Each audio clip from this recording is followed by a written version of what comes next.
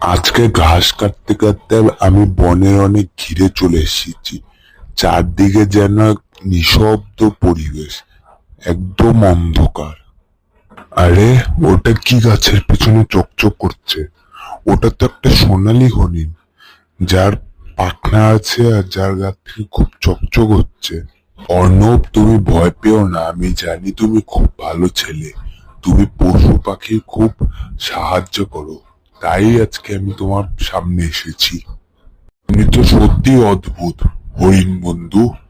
কিন্তু তুমি জঙ্গলে একা কেন? সামনে একটি দুষ্টু শিকারী ঘোরাফেরা করছে। হা হা হা, পেয়েছি। আজকে এই সোনালী হরিণটাকে আমি ধরবই। এই সোনালী পাখনার চামড়া বাজিতে বিক্রি করলে আমি একদিনই ধনী হয়ে যাব। হা হা হা হা। নাও আমার জাদুর জাল। এখন দেখি তুমি কোথায় গিয়ে পালাও। তুমি আমার জাদুর জাল থেকে বাঁচতে পারবে না। আর শিকারি ভাই, তুমি ওটা করতে পারো না। হরিণ বন্ধু, জলদি একসাথে উড়ে যাও। শিকারি ফাঁদ পেতেছে। এত সাহস! তোর জন্যই হরিণটা পালিয়ে যাচ্ছে। এবার তোকেও আমি এই গাছে বেঁধে রেখে দিব, তারপরে দেখবি তোর কি হবে। এবার দেখ আমি কি করি তোকে। অন্যের ওপর হাত তুলবে না দুষ্টু শিকারী। আমি তোমাকে আমার জাদু শক্তি দেখাচ্ছি, এবার দেখো তোমার কি হয়। এটা কি হচ্ছে?